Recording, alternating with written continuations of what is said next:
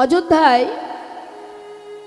এক সাধু গেছে 7 দিনের জন্য ঘুরবে মা, প্রভু রামচন্দ্রকে দর্শন করবে, নানা জায়গায় ঘুরবে। যাই হোক, একটা 7 দিনের জন্য থাকতে গেলে একটা ঘর দরকার। তো এমন একটা ঘর ভাড়া নিয়েছে, সেই ঘরে আরও একজন আছে, সে হচ্ছেন একজন নাস্তিক ব্যক্তি, কিন্তু তার অনেক অর্থ আছে, টাকা পয়সা আছে, মানে মনে করুন অর্থের ধনে ধনী সে। আর সাধু সে কোন ধনে ধনী? সে হচ্ছে প্রভুর নামের ধনে ধনী। দুজন ব্যক্তির জীবন দুই রকম, একজন নাস্তিক একজন সাধু, তাদের দুজনের এক ঘরে জায়গা। এখন যে নাস্তিক পাষণ্ড, যে অর্থের ধনে ধনী, সে কি করে? রাত সকাল 10টায় ঘুম থেকে ওঠে। আর সাধুদের কাজ কি বাবা? ভোর হতে না হতেই উঠবে, ভগবানের সেবা নিয়ে ব্যস্ত হয়ে যাবে, তাই না মা? এখন ভোর হতে না হতেই সাধু তিনি ঘুম থেকে উঠে করতাল বাজিয়ে নাম করতে শুরু করে দেয়। আর যে নাস্তিক ব্যক্তি মা ঘরের মধ্যে থাকে, তার ঘুমের ব্যাঘাত ঘটে যায়, সে কিছুতেই মানতে পারে না। কি জ্বালা! প্রতিদিন সকাল হতে না হতেই ঘুমের ডিস্টার্ব, এইভাবে কি থাকা যায়? বিরক্ত হয়ে তার যেহেতু এই জাগতিক অর্থ আছে, সেইখানে দাঁড়িয়ে সে গর্বের সহিত বললেন, ও সাধু, এই হরিনাম করা বন্ধ করবে? বলি, হরিনাম করে হবেটা কি শুনি? আরে বাবা, নিজের পেটে কিছু দিতে গেলে হাতে কর্ম করতে হয় গো। কাজ না করে পয়সা রোজগার করো, কাজ করো, অর্থ উপার্জন করো। করতাল বাজিয়ে হরিনাম করলে খাওয়া জুটবে? হ্যাঁ, কেন এইভাবে হরিনাম করছো? আমার ঘুমের বিঘ্ন ঘটছে, কেন এত ডিস্টার্ব করছো? বন্ধ করে দাও, এসব করে কোনো লাভ নেই, কাজ করো, কর্ম করো। হরি বল। দেখুন মা, সমাজে শকুনির মতো, মহাভারতে যে শকুনির মতো মানুষ কলিযুগের অভাব নেই। আছে? অভাব আছে? রাম অবতারে মা কৈকেয়ী যে প্রভু রামচন্দ্রকে ভালোবাসতেন, তার মাথাটা নষ্ট করেছিল কে? মন্থরা। তা মন্থরার মতো কুমন্ত্রণা দেওয়ার মানুষেরও কলিযুগে, ঘোর কলিযুগে অভাব নেই। অনেকে যুক্তি দেবে, বাবা আরে ভাই, এসব করে কি হবে? হরিনাম হরিবাসর, তার থেকে একটু ব্যাংকে টাকা পয়সা জমা, এত টাকা খরচ করে হরিবাসর মানুষজনকে খাওয়িয়ে লাভ কি? তার থেকে জমি কেন, এটাতে অনেক ভবিষ্যৎ আছে, হরিনাম দিয়ে হবেটা কি? অনেকে আছে, বিভিন্ন রকমের কুমন্ত্রণা দেওয়ার মানুষ কলিযুগে অভাব নেই। কিন্তু তার ভিতর থেকে যদি কেউ পিঁপড়ের মতো বুদ্ধি ধারণ করতে পারে, আমাদের বিশাল দেহ, পিঁপড়ের দেহ কতটুকু, কিন্তু তার যা বুদ্ধি আছে, তার যা আদর্শ আছে, তার যা জ্ঞান আছে, আমাদের নেই। আমাদের পদস্খলন হয় প্রতি পদে পদে, পিঁপড়ের হয় না। বালি চিনি মিশিয়ে দেবেন, এক জায়গায় কিছু বালি আর চিনি মিশিয়ে পিঁপড়েকে ছেড়ে দেবেন, দেখবেন তার মধ্যে বেশ খানিকক্ষণ ঘুরে ঘুরে ঘুরে ঘুরে চিনিটা যেই পাবে মুখে করে নিয়ে বেরিয়ে চলে আসবে। তাই না? সে কিন্তু বালি নিয়ে আসবে না, খুঁজে খুঁজে চিনিটাকে নিয়েই বেরিয়ে আসবে। তা ঘোর কলিযুগে তুমি বাস করছো, এই কলিযুগে পাপ তোমাকে সর্বদাই ঘোরাবে, কলি তোমার পিছন পিছন ঘুরবে, কলি তোমাকে সর্বদাই সঠিক পথ থেকে ভুল পথে নিয়ে যাওয়ার চেষ্টা করে যাবে। তুমি যদি একবার সেই পথে ভিড়ে যাও, তাহলে জীবনটা তোমার অন্ধকারে কেটে যাবে। রক্ষা করার মালিক তো সেজন মা। হ্যাঁ, তুমি যে এই জগতে কারুর কথার উপরে ভরসা করে এগিয়ে যাবে, তুমি বিপদে পড়লে আর কাউকে পাবে না। তাই রক্ষা করার মালিক একজনই আছে। তুমি যাদেরকেই আপন ভাবো না কেন, বন্ধু ভাবো না কেন, কলিযুক্ত বাবা, যেই রক্ষক সেই ভক্ষক। কি তাই তো মা? কলিযুগে যেই রক্ষক, যাকেই বিশ্বাস করবে সেই আঘাত করবে। এটা আমার মুখের কথা নয়, এটা আমার মুখের কথা নয়। কলিযুগে যেই রক্ষক সেই ভক্ষক। তা বাবা, মহাভারতে যখন মাতা দ্রৌপদীর বস্ত্রহরণ হয়েছিল মা, এখান থেকেই আপনারা বুঝে নেবেন, আর কিছু দৃষ্টান্ত দেওয়া লাগবে না। দ্রৌপদীর যখন বস্ত্রহরণ হয় রাজসভার মাঝখানে, কত মানুষ ছিল সেখানে, সবই তো তার ঘরের মানুষ। হ্যাঁ, সবই তো ঘরের। এমনকি এক বলতে 5টি স্বামী ছিল। নারীর সম্মানকে রক্ষা করতে কেউ এগিয়ে এসেছিল? আমরা ভরসা করি না আমার পরিবার, আমার সংসার, আমার সন্তান, আমার পুত্র, আমার পরিবার, স্বামী, আত্মীয় স্বজন, যেন মনে হয় তারাই আমার আপন। কিন্তু বুঝবে কখন? সময় হলে বুঝবে। আপন আপন করছো যারে সে তো আপন নয়, দিন ফুরালে বুঝবে আপন যে পর। হরি বল, হরি বল। মাতা দ্রৌপদী কারোর চরণ ছুঁতে বাদ দেয়নি। স্বামীর কাছে, এক বলতে 5 স্বামীর কাছে গিয়েছিল। ভীষ্মের কাছে গিয়েছিল, ধৃতরাষ্ট্রের কাছে গিয়েছিল, দ্রোণাচার্যের কাছে গিয়েছিল, সবার কাছে নিজের নারীত্ব, নিজের সম্মান রক্ষার জন্য। কিন্তু সবাই তার কাছে এগিয়ে না এসে মাথা নত করেছিলেন। অবশেষে মাতা দ্রৌপদী জানলেন আর কেউ আমার সম্মান, মর্যাদা, নারীত্ব রক্ষা করবে না। তাই তিনি এক হাত দিয়ে বস্ত্র ধরে রেখেছিলেন। যখন দেখলেন আর কোনো উপায় নেই, জগতে কেউ আমায় রক্ষা করবে না, একজন আছেন রক্ষা করার মালিক, বিপদভঞ্জন মধুসূদন, দুহাত তুলে চিৎকার করে বলেছিলেন, হে কৃষ্ণ, তুমি করুণা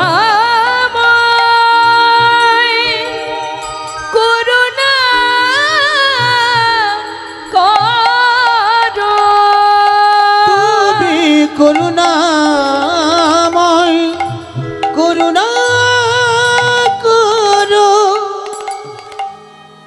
হরি বল। এই কথাটা বলার এটাই কারণ, জীবনে যে বাধা, যে বিপদ, যে দুঃখ, যে কষ্টই আসুক না কেন, তোমার সাধনার ধন, তোমার ইষ্টদেব, যদি একবার তার চরণে আত্মসমর্পণ করতে পারো, যদি বলতে পারো প্রভু সুখে রাখলে সেটাই আমার জীবনে প্রসাদ, দুঃখে রাখলেও সেটাই আমার জীবনের প্রসাদ। হে দয়াময়, আমার সুখ, আমার দুঃখ, আমার যন্ত্রণা, আমার বেদনা, আমার কর্ম যদি সঠিক হয়, সমস্ত দুঃখ দূরীভূত করে আমি ঠিক তোমার চরণ লাভ করতে পারি। হরি বল, হরি বল। বিশ্বাস যদি না থাকে, ভরসা যদি না থাকে, যদি পদস্খলন হয়ে যায় বাবা, তাহলে জীবন যে ধ্বংস হয়ে যায়। তাই আজ আমাদের ভুল এটাই, ঘোর কলিতে করুণাময় দয়ালকে পেলাম বটে, এমন প্রেমময় গৌর হরিকে পেলাম, যিনি আবল বৃদ্ধ বনিতা, যিনি জাতপাত কিছুই দেখলেন না। হরিদাস ঠাকুর, যাকে সমাজে পুরীধামে জগন্নাথ মন্দিরে প্রবেশ করতে দেয়নি, মহাপ্রভু নিজে সেই হরিদাসকে কোলে করে নিয়ে জগন্নাথ মন্দিরে প্রবেশ করেছিলেন।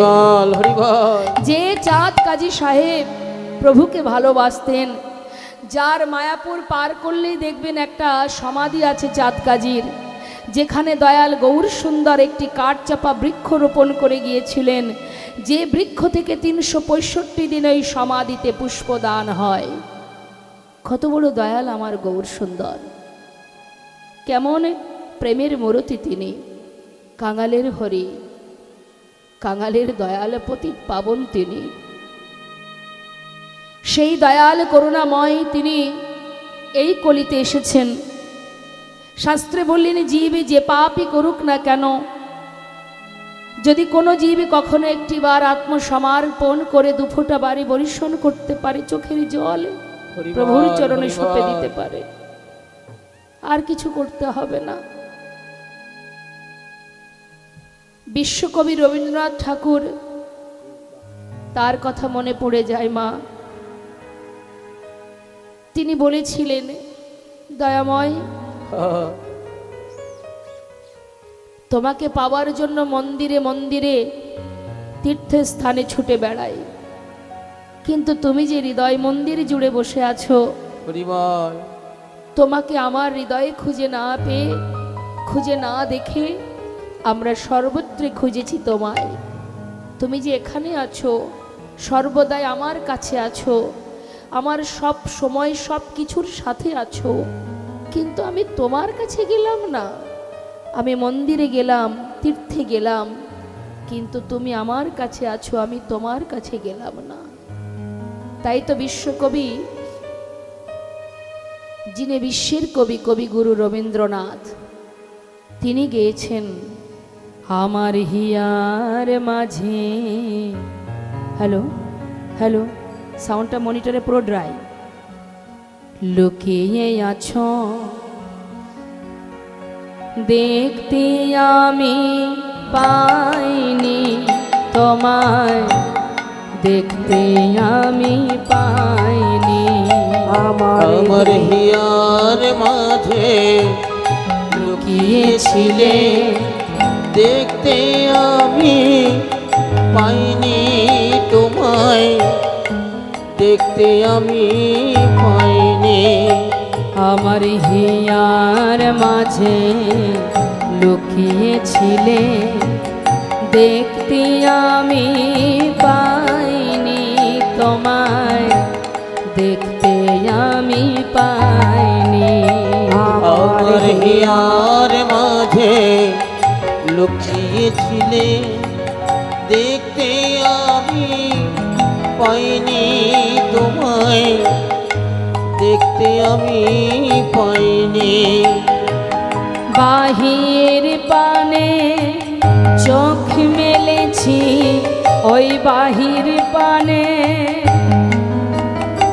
আমার হৃদয় পানে চাইনি। আমার হিয়ার মাঝে লুকিয়েছিলে, দেখতে আমি পাইনি তোমায়, দেখতে আমি পাইনি। হরি বল।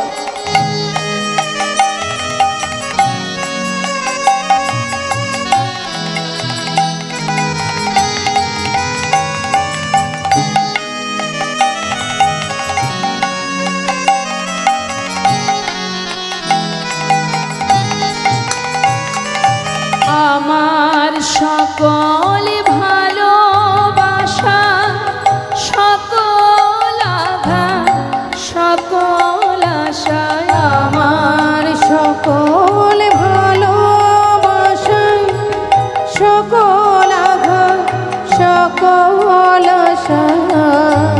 হরি বল। জীবনে ভুলের কর্ম,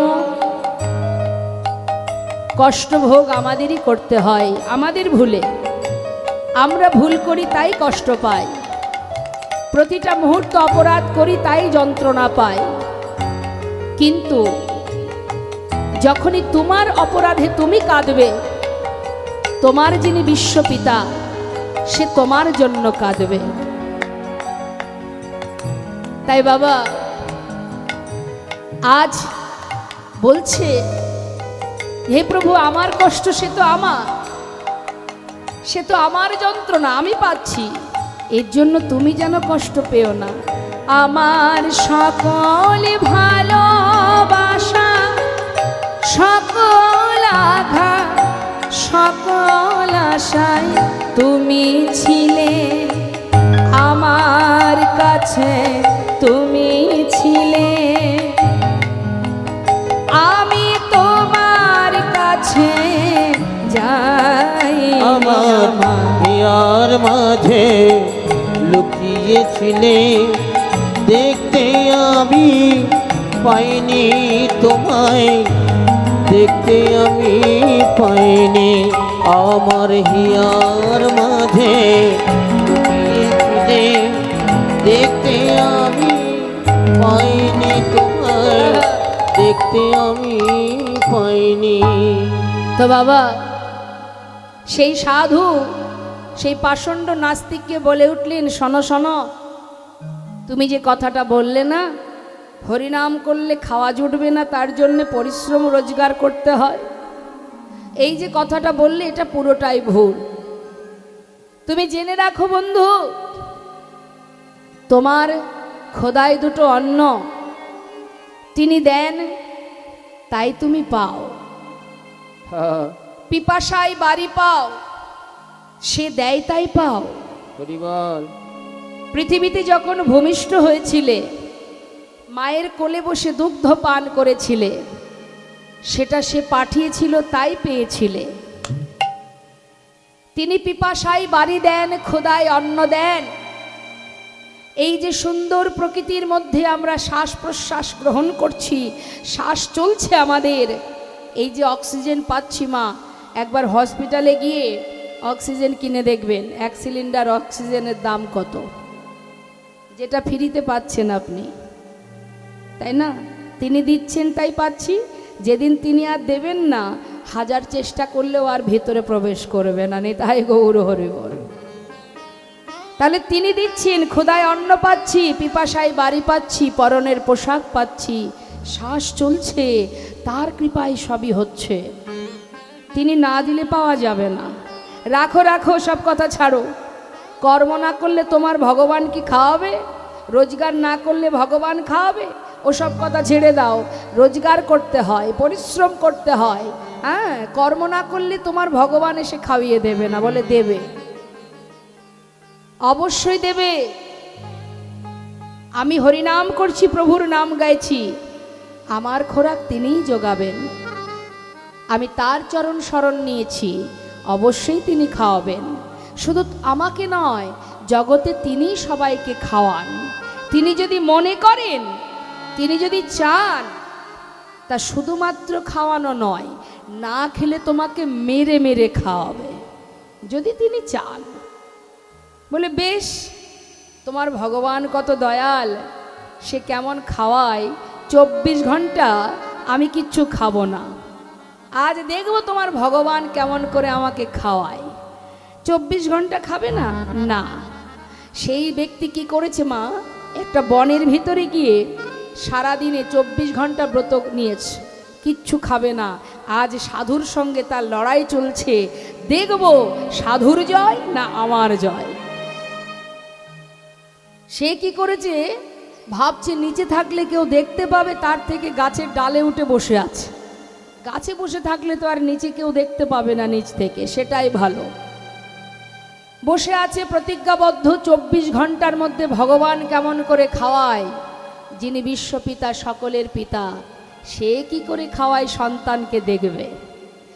এখন সাধুর যা ধর্ম মা, আগেই আপনাদের বললাম, পাষণ্ডের সমস্ত পাপকে দূর করায়।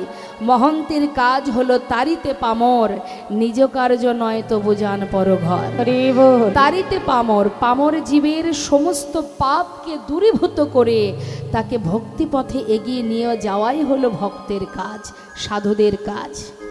সে যে ঘরে রয়েছে মা, ভাড়ায় আছে, সে তো চলে গেল, আর সাধু বসে বসে ভগবানের কাছে জানাচ্ছে, দয়াময় তুমি তো দয়াল করুণাময়।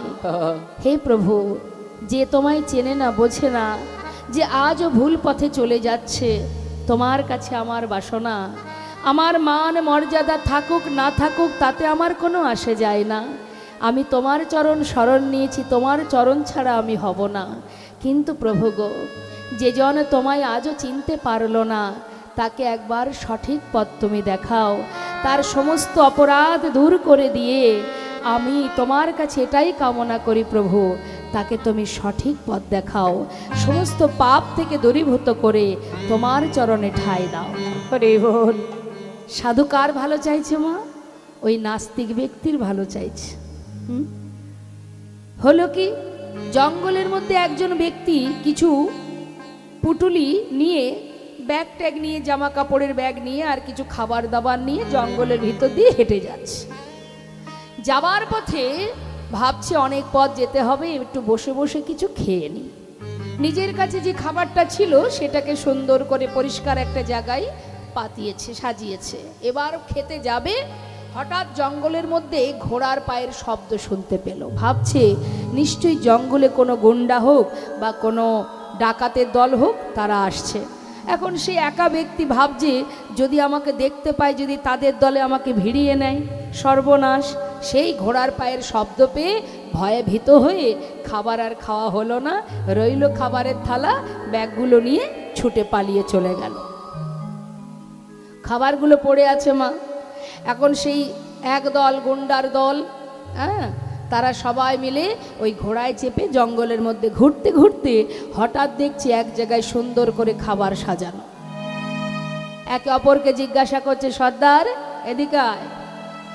আরে ভাই, এত সুন্দর করে খাবার সাজানো, নিশ্চয়ই কোনো ব্যক্তি এখানে জাল বিছিয়েছে আমাদেরকে ফাঁদে ফেলানোর জন্য, না হলে এই জঙ্গলের মধ্যে এত সুন্দর করে খাবার সাজানো, হ্যাঁ, কিছু না কিছু ফন্দি তো এঁটেছে, নিশ্চয়ই আমাদেরকে ধরবে বলে এই খাবারে কোনো বিষ মেশানো আছে, যেটা খেলে আমরা সবাই মরব। তখন আর একজন বলছে, মনে হয় যে ব্যক্তি এই খাবারটা সাজিয়েছে আমাদেরকে ধরার জন্য আশেপাশে কোথাও আছে। তাহলে কোথায় আছে খুঁজে দেখা যাক। এখন সমস্ত ডাকাতের দল তারা জঙ্গলের মধ্যে খোঁজা শুরু করেছে, কে আছে কে আছে কে আছে। দেখছে গাছের ডালে একজন বসে আছে, নিতাই গৌর হরিবল হরিবল। দেখতে পেয়ে ডাকছে, আয় ওপরে কেন, নিচে আয়। কি ভেবেছিস দেখতে পাবো না? তোরই কাজ এটা, নিচে নেমে আয়। আমি তো কিছু জানি না। হ্যাঁ, আমি কিছু করিনি। কিছু করিসনি মানে? কিছু করিসনি মানে? আরে বাবা, নিচে নেমে আয়, তোকে তো কিচ্ছু বলিনি, শুধু নিচে নেমে আসতে বলেছি। আয় বলছি, নিচে নেমে আয়। যেই না ভয়ে থরথর করে কাঁপতে কাঁপতে নিচে নেমেছে, খাবারটা দেখিয়ে বলছে, কিরে তোর কাজ? তুই ছাড়া তো এখানে আর কেউ নেই। হ্যাঁ ঠিক বলছিস, ঠিক বলছিস, তুই কিছু জানিস না, তুই কিচ্ছু করিসনি। একে অপরকে বলছে, এক কাজ কর ভাই, এখান থেকে কিছুটা খাবার নিয়ে ওকে খাওয়া। সে মনে মনে ভাবছে, সর্বনাশ, প্রতিজ্ঞা ভঙ্গ হয়ে যাবে, 24 ঘন্টা ধরে আমি ঠিক করেছি কিছু খাবো না। এই খা বলছি, খাবি না? ভালোই ভালোই বলছি, আগে তুই খা। যদি এটা তোর কাজ হয় তাহলে তুই আগে মরবি, আর যদি তোর কাজ না হয় তাহলে তুই বাঁচবি। হ্যাঁ, এটাই হচ্ছে সাজা। নে আগে খা। খাবি না? খাবি না? সঙ্গে সঙ্গে বলে উঠলেন, ওকে ধর, ওকে ধর ভালো করে। একজন ধরেছে, একজন মারছে, আর একজন খাবার নিয়ে মুখের মধ্যে দিয়ে দিয়েছে। তাই গৌর হরি হয়ে গেল বাবা, প্রতিজ্ঞা ভঙ্গ হয়ে গেল। 24 ঘন্টা পার হওয়ার আগেই যেন তেন প্রকারে তার মুখের মধ্যে অন্ন ঢুকে গেল। মনের প্রতিজ্ঞা ভেঙে গেল, বিশ্বাস তৈরি হলো, ভগবান যদি চান যেন তেন প্রকারে তোমাকে খেতেই হবে, যতই তুমি প্রতিজ্ঞা করো না কেন, কারণ তিনিই তো অন্ন জোটান, তিনিই তো অন্ন দেন। হ্যাঁ, যতই আমরা বলি না কেন, আমি এই করেছি, আমি করেছি, আমি সেটা করেছি, আমি ওটা করেছি, যতই তুমি বলো না কেন, না, তুমি জীবনে যা কিছু পাচ্ছ, যা কিছু পেয়েছো, তোমার কর্ম ভালো ছিল তাই তুমি পেয়েছো, তিনি দিয়েছেন তুমি পেয়েছো। যদি কখনো ভুলবশত তোমার কর্ম খারাপ হয়ে যায়, তিনি যেমন সাজিয়ে দিতে জানেন তেমন আবার শূন্য করে দিতে জানেন। নিতাই গৌর হরি বল। তাই সদা সর্বদা কখনো ভুল কর্ম, ভুল পথে চলা, কখনো কাউকে কুমন্ত্রণা দেওয়া, কখনো নিজে অপরাধমূলক কাজ করা, মানুষের চোখের ফাঁকি দিয়ে আড়ালে তুমি যদি কোনো কর্ম করো, সে তোমাকে খুব বিশ্বাস করে, কিন্তু তার চোখের ফাঁকে তুমি এমন কাজ করছো, তুমি ভাবছো সে দেখতে পাচ্ছে না। এই যে তার বিশ্বাসের ফাঁকিতে তুমি অপরাধ করছো, সে তোমাকে কোনো সাজা দেবে না। ভগবান যখন সাজা দেবে, সারা জীবন তোমার মনে থাকবে। তোমাকে তো অন্য কাউকে কষ্ট দেওয়ার প্রয়োজন নেই। সুদামা সারা জীবন কষ্ট পেয়েছে, কিন্তু সেই সুদামা এতটাই সততা ছিল, এতটা ভক্তি ছিল, নিষ্ঠা ছিল, যার কারণে ভগবান করুণাময় সেই সুদামার জন্য স্বর্ণপ্রাসাদ বানিয়ে দিয়েছিলেন। তুমি আমি চালাকি করে করব কি মা? আমাদের থেকে বড় চালাক, বড় বুদ্ধিমান সেজন, যিনি নিরজনে বসে বসে আমাদেরকে নিয়ে খেলা করে যাচ্ছে। মা বিষ্ণুপ্রিয়ার যখন প্রভুর সঙ্গে বিবাহ হয়েছিল, তখন মা বিষ্ণুপ্রিয়ার বয়স ছিল 13 বৎসর। মাত্র 2 বছর ছিলেন প্রভু, অর্থাৎ 15 বছর যখন বয়স মা বিষ্ণুপ্রিয়ার, তখন প্রভুর বয়স 24 বছর। এই 24 বছর বয়সে প্রভু আমার সর্বস্ব পরিত্যাগ করে, নামকে সম্বল করে নবদ্বীপ ছেড়ে জীবের কল্যাণের জন্য, সমাজের সমস্ত জীবের মঙ্গলের জন্য তিনি ঘর ছেড়ে পথে নেমেছিলেন সন্ন্যাসী হয়ে। তা প্রভু প্রতিদিন শ্রীবাস অঙ্গনে হরিনাম সংকীর্তন করেন। কিন্তু মাগো, গত নিশীতে প্রভু শ্রীবাসের ঘরে যাননি। মা বিষ্ণুপ্রিয়াকে নিয়ে সকাল সকাল শয়নে গেছেন। হঠাৎ মধ্যরাত মা বিষ্ণুপ্রিয়ার ঘুম ভেঙে গেল। যখনই ঘুম ভেঙে গেছে, প্রভুর শয্যার উপরে হাত দিয়েছে। হাত দেওয়া মাত্রই চমকে উঠেছে। মহাজন বলছে, দেখো দেখো, হেথা বিষ্ণুপ্রিয়া চমকি ওঠিয়া, হেথা বিষ্ণুপ্রিয়া চমকি ওঠিয়া, পালঙ্কে বুলায়ে হাতে ওই পালঙ্কে বোলায়ে হাতে গো, পালঙ্কে বুলায়ে হাতে ওই পালঙ্কে বোলায়ে হাতে গো, প্রভু না দেখিয়া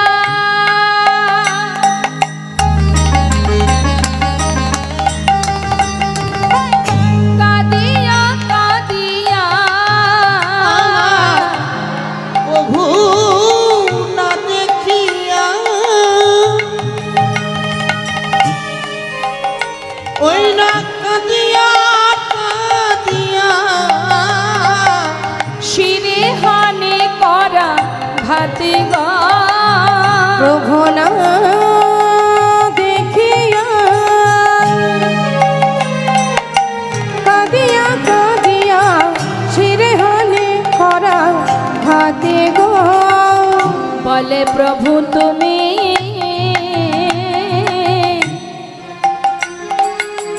কোথায় গেলে, বলে প্রভু তুমি বলো কোথায় গেলে, এই অভাগিনীকে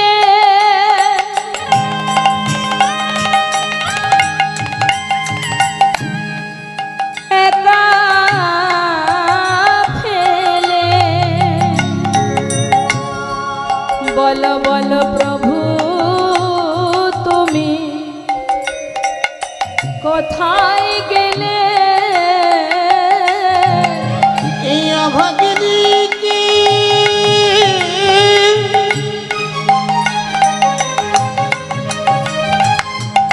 তুমি একা একা ফেলে,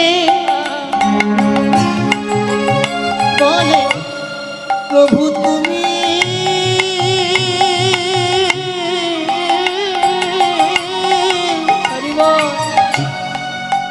প্রভু তুমি কোথায় গেলে,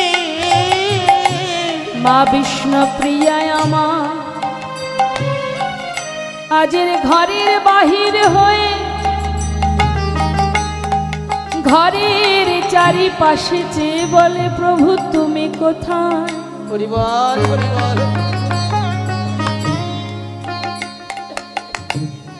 এতদিন আমায় ছেড়ে তুমি যেখানে গিয়েছো না বলে কোথাও যাওনি, কিন্তু এই মধ্যরাত্রে আমি তো নবদ্বীপের সবাইকে চিনিও না।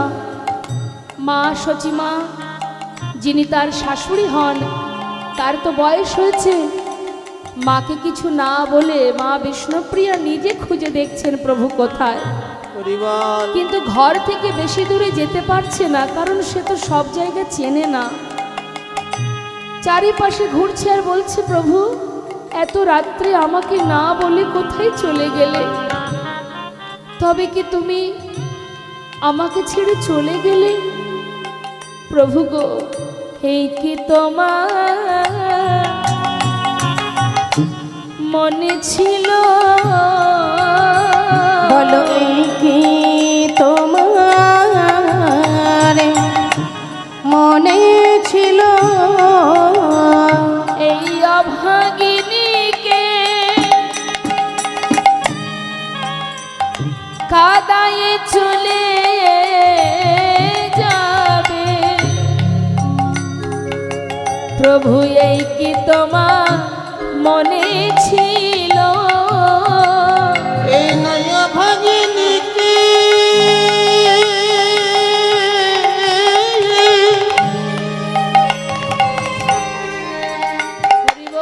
তুমি একা পেলে। প্রভু গো, এই কি তোমার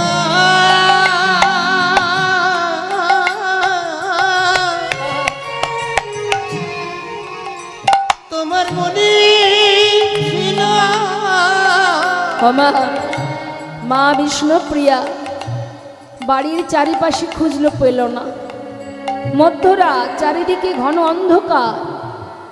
বেশি দূরে না গিয়ে মনে মনে ভাবলেন আর কি উপায়। ভেবেছিলাম মা বৃদ্ধা শাশুড়ি মা আমার, তাকে কিছু বলবো না, কিন্তু প্রভুকে যে পাচ্ছি না, মাকে তো বলতেই হবে, কারণ মা ছাড়া এখানে তো আমার আর কেউ নেই।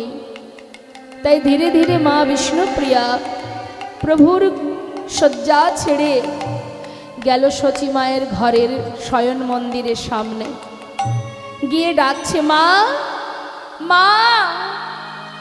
মা সচিমা কণ্ঠ শুনে বলছে, বৌমা তুমি এত রাত্রে?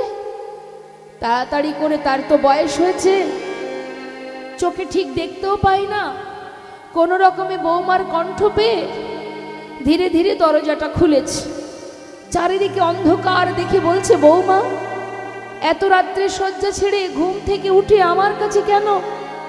বাবা, সংসারের কর্ম করার জন্য এত তাড়াতাড়ি উঠতে হবে না গো মা, যাও আর একটু ঘুমিয়ে নাও, বেলা হোক তারপরে উঠো, যাও। মা বিষ্ণুপ্রিয়া বলছে, মা আমি যে বড় বিপদে পড়ে এসেছি। বৌমা, কি বিপদ? মা বলবো বলে এসেছি, কিন্তু কি করে বলবো বুঝতে পারছি না। সে কি কথা? না বললে আমি কি করে বুঝবো কি হয়েছে? বলো বৌমা, কি হয়েছে? মনে মনে ভাবছে, মা কি সহ্য করতে পারবে ছেড়ে? সন্তান ঘরে নেই শুনলে। বৌমা বলো তো কি হয়েছে? মা, প্রভুকে নিয়ে আমি একই শয্যায় শয়নে ছিলাম, হঠাৎ আমার ঘুম ভেঙে যায়। ঘুম থেকে উঠে প্রভুর শয্যার উপরে আমি হাত দিলাম, দেওয়া মাত্রই কি দেখলাম জানো মা? তোমার সন্তান আমার প্রভু, সে যে আর ঘরে নেই মা। সে ঘর ছেড়ে, সবাইকে ছেড়ে চিরতরে আমাকে একা ফিরে চলে গেছে। হরিবল হরিবল। সচিমা বলছে, বৌমা আমার নিমাই চলে গেছে? না না, এ হতে পারে না। আমার মনে হয় তুমি স্বপ্ন দেখেছো মা। মা, স্বপ্ন যদি হতো আমার থেকে খুশি জগতে কেউ হতো না মা। স্বপ্ন নয়, সে যে সত্যি, সে যে আর নেই মা, আর নেই। বৌমা একবার আমায় নিয়ে চলো তো, আমি নিজে চোখে দেখব। আমি কেন জানি না, আমার বিশ্বাস হচ্ছে না। শাশুড়ি মায়ের হাত ধরে প্রভুর মন্দিরে নিয়ে গেলেন। দেখছি কি পড়ে আছে সন্তানের গলার বনফুলের মালা, চরণের নূপুর, সবই পড়ে আছে, নেই শুধু নিমাই। মনের কষ্ট মনে চেপে রেখেছে। মা সচিমা বয়স হয়েছে, বৃদ্ধা মা বুকের মধ্যে কষ্ট চেপে বৌমাকে সান্ত্বনা দিচ্ছে। বৌমা আমার মনে হয় নিমাই তো হরিনাম ভালোবাসে, মনে হয় হঠাৎ করে ঘুম থেকে উঠে হরিনাম করতে করতে ঘর ছেড়ে পথে পথে ঘুরে বেড়াচ্ছে। তুমি ভেবো না মা, আমার নিমাই সে আমাকে না বলে কোথাও যাবে না। শোনো, তুমি কষ্ট পেও না, শান্ত হয়ে ঘরে থাকো, আমাকে একটা লণ্ঠন দাও, আমি দেখছি নিমাই কোথায়, যেখানেই থাকুক আমি ওকে নিয়েই ঘরে ঢুকবো, আমি তোমায় কথা দিয়ে যাচ্ছি। বৌমাকে ঘরে সান্ত্বনা দিয়ে রেখে, মার বয়স হয়েছে, নদেবাসী সবাই ঘুমাচ্ছে, মা নিস্তব্ধ পরিবেশ, একাকী মা সচিমা লণ্ঠন হাতে নিয়ে সন্তানের জন্য পাগলিনীর ন্যায় নদীয়ার পথে পথে ঘুরছে। মহাজনে অপূর্ব সেই লীলা, মায়ের আর্তনাদ, মায়ের কান্না দেখে প্রভু মহাজন পদাবলী করছে। আহা তরিতে যা জ্বালায়ে বাতি, মায়া মা খুঁজেছে না এতে ওতে, তরিতে যা জ্বালাইয়ে বাতি, মায় আমার খুঁজেছিল ইতিওতে। ওরে নিমাই রে,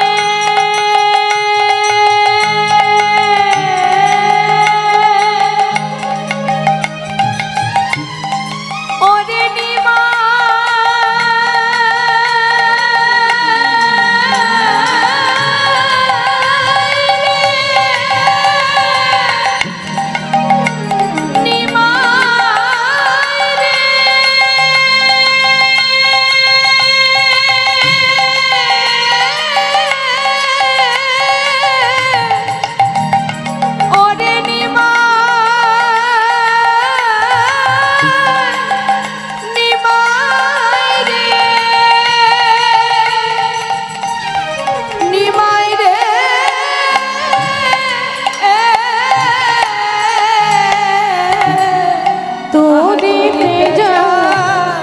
জ্বালাইয়ে বাতি, মায় আমার খুঁজেছিল ইতিওতে। নানা কোনো ঠাই উদ্দেশ্য নাহি পাই গো মা, কোনো ঠাই উদ্দেশ্য নাহি পাই, আমার কোনো ঠাই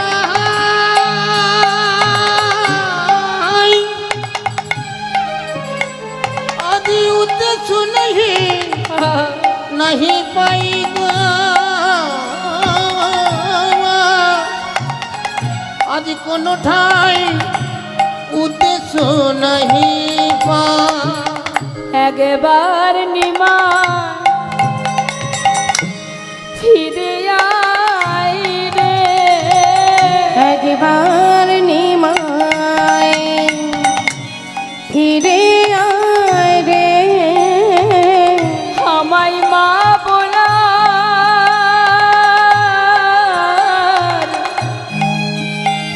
ওরে আর কেহ না,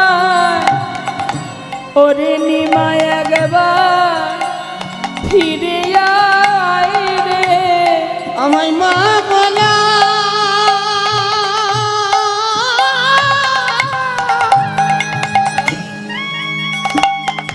আমার আর কেউ নাই, একবার নিমাই ফিরে আয় রে। ওরে তুই যে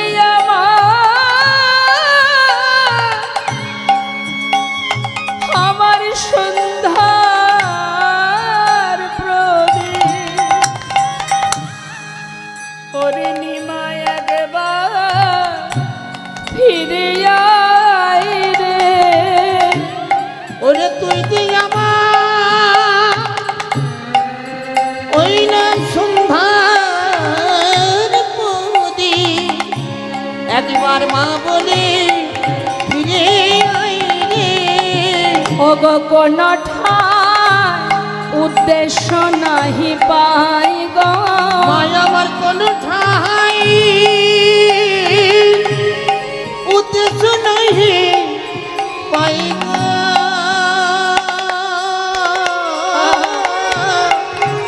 মায়া আমার কোন ঠাই উদ্দেশ্য নাহি পাই মা পথের ধারে মা বসে কাঁদছে নিমাই নিমাই নিমাই বলে, কিন্তু কাঁদতে কাঁদতে সন্তানকে না পেয়ে স্থির করলেন আমার নিমাই যদি আর ফিরে না আসে আমি আমার অভাগিনী বৌমার কাছে কি বলবো, কি করব আমি? চারিদিকে অন্ধকার, কেউ নেই যে তার কাছে জিজ্ঞাসা করব। পথে ঘুরে বেড়াচ্ছে কত কুকুর, কত শ্রীগাল। মা সচিমা সন্তান হারা হয়ে তার আর মাথার ঠিক নেই। সে যাকে পারছে পথের যে পশু, যে কুকুর শ্রীগাল, তাদের কাছে গিয়ে বলছে, ওরে তোরা তো সারা রাত পথে থাকিস, তোরা কি জানিস আমার নিমাই কোন পথে গেছে? তারা যদি দেখেও থাকে মা, তারা তো বলতে পারবে না। মা চিন্তা করলেন নিমাইকে যদি না পাই আর এই মুখ আমি আমার বৌমাকে দেখাবো না, গঙ্গার জলে নিজেকে বিসর্জন করে দেব। হঠাৎ দেখছি একটু একটু পথঘাট দেখা যাচ্ছে, রাস্তাঘাট দেখা যাচ্ছে। যাই, সব জায়গায় তো দেখলাম, কিন্তু আমার মন বলছে আমার নিমাই নদিয়ার পথে যদি নাও থাকে, অন্ততপক্ষে শ্রীবাসের ঘরে একবার দেখে আসি, কারণ আমার নিমাই তো শ্রীবাসের ঘরেই হরিনাম করে। যাই, একটু যাই, হাতে লণ্ঠন, একটু একটু পথঘাট, মানে একটু ভোর ভোর হয়েছে মা, রাস্তাঘাট দেখা যাচ্ছে বলে মা সচিমা ভোর হতে না হতেই ছুটলেন শ্রীবাসের ঘরে। শ্রীবাস অঙ্গনের সামনে গিয়ে ডাকছে, শ্রীবাস, শ্রীবাস, একটু দরজা খোল না বাবা। শ্রীবাস পণ্ডিত দরজা খুলে দেখছেন মা সচিমা। মা তুমি এখানে, কি হয়েছে মা? শ্রীবাস, তোর কাছে এসেছি মনে একটা বাসনা নিয়ে। আমার মন বলছে এখানেই আমার বাসনা পূর্ণ হবে। মা কি হয়েছে বলো? শ্রীবাস, আমার নিমাই তোর ঘরে, তাই না? বল শ্রীবাস, তোর ঘরে আমার নিমাই। মা, প্রভু তো কাল রাত্রে আমাদের ঘরে আসেনি। আমার নিমাই তোর ঘরেও নেই। শ্রীবাস, সমস্ত নদী আর পথে পথে সারা রাত ঘুরেছি, ভেবেছিলাম অন্তত তোর ঘরে পাবো। তোর ঘরে যখন আমার নিমাই নেই, তাহলে আমার নিমাই তো আর নদিয়ায় নেই, চলে গেছে শ্রীবাস। চিরতরে সবাইকে কাঁদিয়ে, সবাইকে ছেড়ে নবদ্বীপ ছেড়ে চলে গেছে। জানিস শ্রীবাস, একদিন নিমাই আমায় বলেছিল, মা, নদিয়ার পথে হরিনাম করি বলে সবাই আমার হরিনামের নিন্দা করে। জানো মা, কেউ আমাকে নিন্দা করুক, কটু কথা বলুক, মন্দ বলুক, আমার কোনো দুঃখ হয় না, কিন্তু কেউ যদি আমার হরিনামের নিন্দা করে আমি সহ্য করতে পারি না মা। মা, একদিন এই নামকে সম্বল করে সব ছেড়ে আমি চিরতরে চলে যাব মা। জানিস শ্রীবাস, ভেবেছিলাম যেটা বলেছে নিমাই হয়তো নাও করতে পারে, কিন্তু সে যা বলল তাই করলো, চলেই গেল রে। শ্রীবাস, আমার নিমাই সবাইকে কাঁদিয়ে, অভাগিনী আমার ঘরের বৌমা, তাকে কাঁদিয়ে সবাইকে ত্যাগ করে জনমের মতো চলে গেল। শ্রীবাস, জানিস আমি বৌমাকে কথা দিয়ে এসেছি, আমার নিমাই নিয়ে ঘরে যাব, আর তো যাওয়া হবে না আমার। ওরে, যে সন্তান মাকে কাঁদিয়ে চলে যায়, আজ আমার নিমাইয়ের জন্য ওই গঙ্গার জলে প্রাণ বিসর্জন করব। আমার নিমাই জানতে পারবে তার মা জলে ডুবে মরে গেছে, আমি তখন দেখতে চাই আমার নিমাই মায়ের মৃত্যুর খবর পেয়ে বৃন্দাবনে গিয়ে কেমন করে কৃষ্ণ ভজন করতে পারে। আমি আর বাঁচতে চাই না। নিমাই নিমাই নিমাই বলে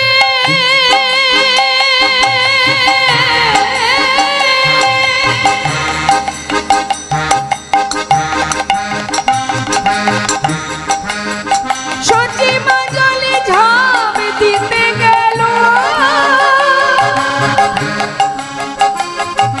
ছুটে এসে নিত্যানন্দ মায়ের ধরিল। নিমাই নিমাই নিমাই বলে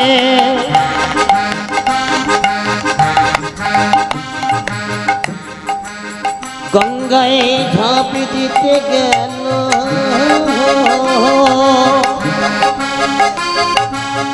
ছুটে এসে নিত্যানন্দ মায়ের ধরিল। মরতে তোমায় হবে না, মরতে তোমায় হবে না, মরতে তোমায় না হবে না না, না মরতে তোমায় হবে না মা, তোমার নিমাই গেছে নিতাই আছে, মরতে তোমায় হবে না, নিমাই গেছে নিতাই আছে, মরতে তোমায় হবে না মা। ছুটে এসে নিত্যানন্দ মায়ের ধরিল, ছুটে এসে নিত্যানন্দ মায়ের ধরিল। মা সচিমা নিমাই নিমাই বলে যাচ্ছে গঙ্গার ঘাটে, আর এদিকে শ্রীবাস পণ্ডিত এদিকে ছুটতে ছুটতে যাচ্ছে, নিত্যানন্দ প্রভু মুরারি মুকুন্দ গদাধর সবাই যাচ্ছে। মা নিত্যানন্দ প্রভু তিনি ছুটে গিয়ে মাকে জড়িয়ে ধরেছে। মা এমন করে নিজেকে বিসর্জন করো না মা, আসুন এমন করে নিজেকে বিসর্জন করো না মা। মা বলছে নিতাই তুই এসেছিস আমাকে ধরবি বলে, মা বলে ডেকে আর কি হবে বল, মা ডাক শোনার ইচ্ছা আমার আর নেই, স্বাদ মিটে গেছে আমার। সন্তান যদি মাকে কাঁদিয়ে চলে যায় সেই মায়ের বেঁচে থেকে আর কি বা হবে। এটাই গৌর হরি বল হরি বল।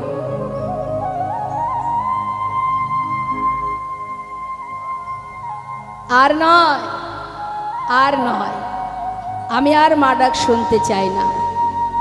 গঙ্গার জলে প্রাণ বিসর্জন করব, আমি এই অভাগিনী বৌমার কাছে আর মুখ দেখাতে পারবো না। নিতাই চাঁদ বলছে মা এমন কথা বলো না মা, ভাই চলে গেছে, কোথায় যাবে সে, যেখানে যাক যত দূরেই যাক, আমি তো তোমার সন্তান নিতাই আছি। ভাইকে আমি যেখান থেকেই হোক তোমার কাছে আমি আবার ধরে নিয়ে আসবো। সে যদি সন্ন্যাসী না হয়ে থাকে তোমার কাছে ধরে আনবো, যদি সন্ন্যাসী হয়েও থাকে তবু আমি তোমার কাছে ধরে নিয়ে আসবো। মা তুমি গিয়ে তোমার বৌমাকে বলো আমি খুব শিগগিরই নিমাইকে ফিরিয়ে নিয়ে আসছি। পারবে নিতাই? পারবো। উলুধ্বনি উলুধ্বনি।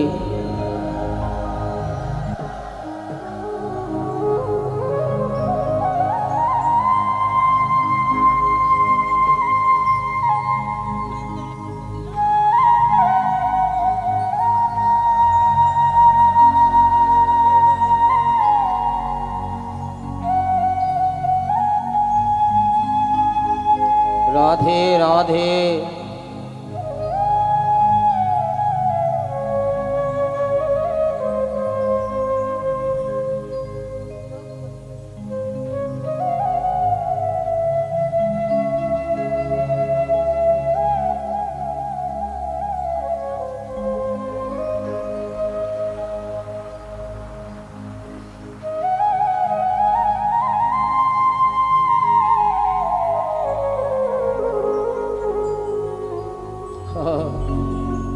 হরিবল হরিবল।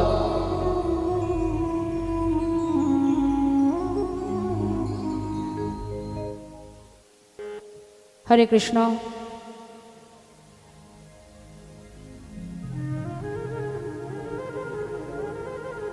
আস্তে কথা নয়।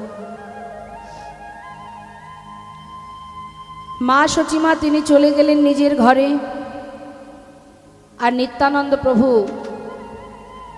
আস্তে আস্তে আস্তে বাবাকে নিচে বসান, বাবাকে নিচে এসে বসান, ওখান থেকে আস্তে ধরুন, দুজন দুদিক থেকে ধরুন।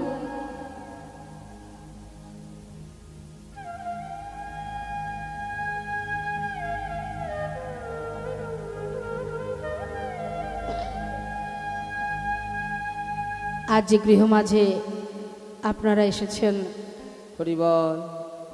যে ভক্তের ভগবত কৃপা লাভের জন্য তার সকল পরিবারবর্গ আজ এই মহতে হরিবাসরে বস্ত্র, অর্থ, অন্ন দান করছেন, সবাই মিলে ভগবানের কাছে কামনা করুন তার পরিবার যেন ভালো থাকে এবং এইভাবে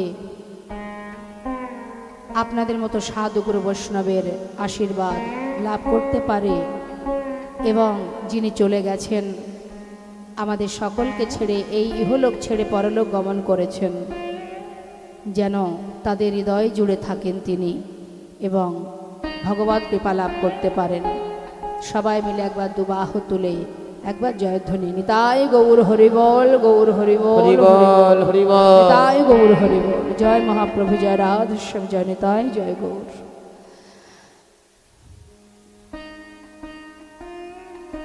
হরে কৃষ্ণ। বসুন আপনারা।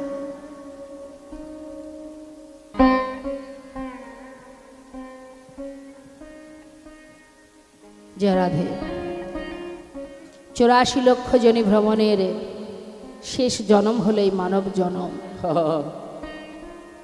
কৃষ্ণ বলার জনম, ভগবত সেবা দেওয়ার জনম এবং ভগবানের চরণ পাওয়ার জনম।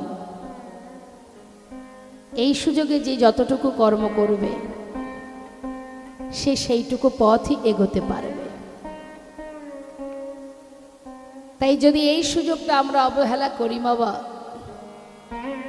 আবার আমাদের এই মর্তে ধামে 80 লক্ষ জনী কীট পতঙ্গ হয়ে জন্ম পেতে হবে।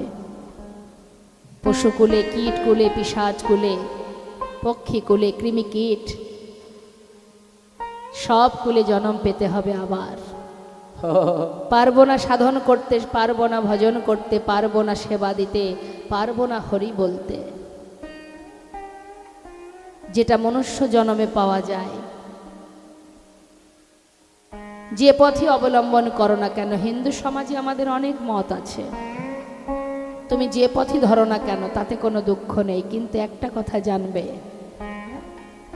সব পথের শেষ ঠিকানা আমাদের করুণাময় গোবিন্দের রাঙাপাত পদ্ম। নিতাই গৌর হরিবল, হরিবল। আমরা তারই সৃষ্টি, আমরা তারই সন্তান, আমরা তারই কৃপা, তারই অংশ।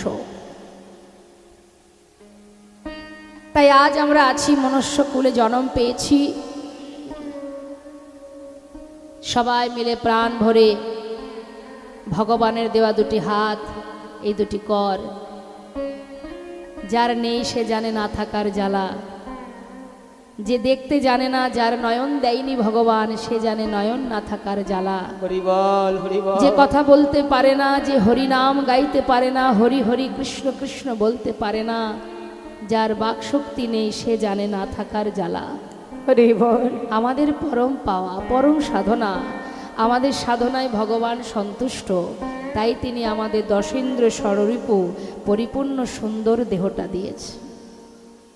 শুধুমাত্র সংসারের কর্ম করার জন্য দেয়নি, এটা তো জাগতিক জগতের কর্ম বাবা, কিন্তু তার কাছে প্রার্থনা করেছিলাম, সাধনা করেছিলাম, প্রতিজ্ঞা করেছিলাম, দয়া করে একবার মানব কুলে জন্ম দাও। হরিবল। দেও যদি প্রভু, যদি তুমি মানব কুলে জন্ম দাও, ভাবে গিয়ে তোমার নাম গুণকীর্তন করব, তোমায় ভালোবাসবো বলেছিলাম। কিন্তু মায়ার কবলে পড়ে, কলির কবলে পড়ে মায়া পিশাচি গ্রাস করে ফেলল। কিন্তু যে বুদ্ধিমান হবে মায়া তাকে গ্রাস করতে পারবে না, যার অনেক প্রমাণ আছে, যেমন সরগোস্বামী কলির জীব হয়ে এই সরগোস্বামী জমিদারি ত্যাগ করে এত অর্থ সুখ ধন ঐশ্বর্য সব পরিত্যাগ করে ছিন্ন বসনে বৃন্দাবনে গোবিন্দ চরণ লাভ করেছিলেন। নিতাই গৌর হরি বল হরি। মস্ত বড় মুর্শিদাবাদ জেলার জমিদার লালাবাবু, যিনি জমিদারি ত্যাগ করে এত আনন্দ এত যার সুখের জীবন, কি লাভ ছিল মা সুখ ছেড়ে দুঃখকে বরণ করে বৃন্দাবনে গিয়ে পথে পথে দাঁড়ে দাঁড়ে ভিক্ষা করার? কেউ কি কষ্ট করে করতে চায়? আমাদের মতো বোকা যারা তারা কষ্ট করতে চায়। তারা বলে আমরা কষ্ট চাই না প্রভু, তাই না? আমরা বোকা, তাই ভগবানের কাছে বলি সুখ দাও, অর্থ দাও, ধন দাও, বিষয় দাও, বাড়ি দাও, গাড়ি দাও। আমরা চাই ভগবানের কাছে, যেন মনে হয় এটাই সুখ। কত সময় চাইবো বাবা? যত সময় চলার শক্তি থাকবে, যত সময় বলার শক্তি থাকবে, যত সময় নড়াচড়ার শক্তি থাকবে, তত সময় আমরা চাইতে পারবো। যেদিন সব কিছু একটু একটু করে শিথিল হবে, চলার শক্তি ফুরিয়ে যাবে, বলতে পারবো না, এত বড় বিল্ডিংয়ের এক কোণে আমাকে বসিয়ে রাখবে, সেদিন যেন মনে হবে জীবনের সারা জীবনটাই তো শুধু সংসারের চিন্তা করে গেলাম। কিন্তু যেজন আমার বন্ধু, যেজন আমার জন, যেজন আমার, যে শুধু আমার পথের সাথী বিদায় নেবার কালে যে আমার সঙ্গের সাথী, তার জন্য কিছু করতে পারলাম না। হরি বল হরি বল। মনে হবে সবার আসবে এদিন। একটা কথা আছে না মা, দাঁত থাকতে দাঁতের মর্ম আমরা বুঝতে পারি না। বুঝবো না এখন, বুঝবো তখন যখন এই মায়া আমাদেরকে তুচ্ছ করে দেবে, তাড়িয়ে দেবে, ঘরের কোণে রেখে দেবে। দিনন্তে একবার জানতে চাইবে না তুমি কেমন আছো। হরি বল হরি বল। আসবে সেদিন, সবার জীবনে আসবে। কেউ বলবে না কেমন আছো, সময় নেই দেখবার, চোখ দিয়ে দেখবে সে সময়টুকু পাবে না কেউ। সেদিন তোমার সাথী কে হবে? সেদিন তোমার আপন জন কে হবে? আমরা সেই সময়, শিশুকালে কৃষ্ণ ভজে কৃষ্ণ পাওয়ার আসে, যৌবনকালে কৃষ্ণ ভজে আসে কি না আসে, বৃদ্ধকালে কৃষ্ণ ভজে জমের তর আসে। তখনই যেন মনে হয় হে দয়াময়, তুমি তো দয়াল, তুমি তো পতিত পাবন, আমি পতিত, আমি পাষণ্ড, আমি তোমায় ডাকিনি, তোমায় ভালোবাসিনি, সময় পাইনি, ভুল করেছি দয়াময়, ভুল করেছি। তুমি কৃপা করে তোমার সন্তানকে তোমার চরণে ঠাঁই দাও। হরি বল হরি বল। শাস্ত্রে বললেন একবার কৃষ্ণ নামে যত পাপ হরে, জীবের সাধ্য নেই জীব তত পাপ করে। তুমি অপরাধ করেছো, ভুল করেছো, কখনো যদি তোমার চৈতন্য হয়, চেতনা হয়, কখনো যদি তুমি তোমার আপনকে বুঝতে পারো, জানতে পারো, সেই মুহূর্ত থেকেই ভগবান তোমার সহায় হবেন। এটাই হচ্ছে আমাদের সঙ্গে ভগবানের তফাৎ। আমাদের সময় ততটুকুই সংসারে, যতটুকু সময় তুমি দিতে পারবে। যেদিন দিতে পারবে না সেদিন বোঝা হয়ে দাঁড়াবে।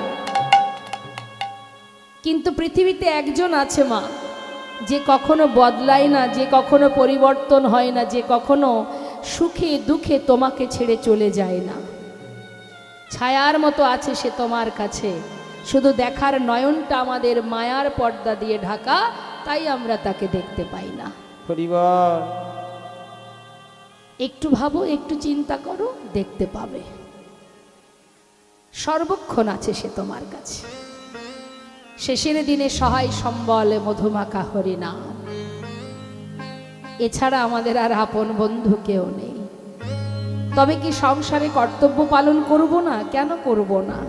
এটা তো আমার কর্তব্য, করতে হবে আমায়। আমার সন্তান, তার মানুষ করতে হবে, তাকে সঠিক পথ দেখাতে হবে, তার জন্য ভবিষ্যতে চিন্তা করতে হবে। করো তুমি, তাতে কোনো দুঃখ নেই। এটা তো গৌণ কারণ, কিন্তু মুখ্য কারণ গোবিন্দ ভজন, যেটা দিয়ে গেছে প্রমাণ রাধারানী, যিনি আয়ানের ঘরণী হয়ে রন্ধন করেছে, শাশুড়ি ননদিনীর গঞ্জনা সয়েছে, কর্ম করেছে, কথা শুনেছে, কিন্তু হাজার কষ্টের মধ্যে দিয়েও জীবকে বুঝিয়েছে, হে জীব, কষ্টর মধ্যে দিয়েও গোবিন্দকে ভালোবাসা যায় যদি কেউ ভালোবাসে। আমরা কখনো অজুহাত দেখাই না, কখন করব কৃষ্ণ নাম, কখন করব ভগবানের নাম, কখন যাব কীর্তন শুনতে, সময় আছে বলি না মা। কিন্তু সব কিছুকে ছেড়ে তুমি একবার হরিনাম শুনতে চলে এসো, দেখবে ওদিকে সব ঠিক ঠিক হয়ে যাচ্ছে, হয়ে যাবে, যেতে বাধ্য।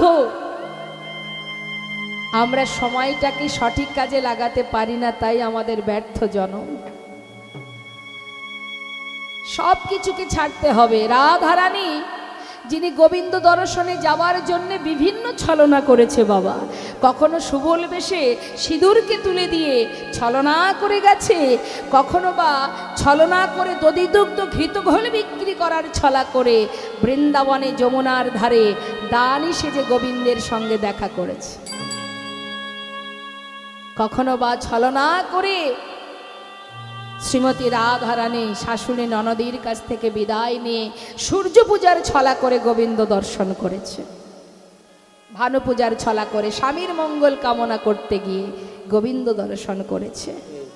তাহলে তুমি কর্মের মধ্যে দিয়ে ছলনা করো, সেই ছলনাটা শুধুমাত্র ভগবানের সেবার জন্য করো, অন্য কিছুর জন্য নয়। ভগবানের জন্য করো, ভগবান খুশি হবেন, তাতে কোনো অপরাধ হবে না।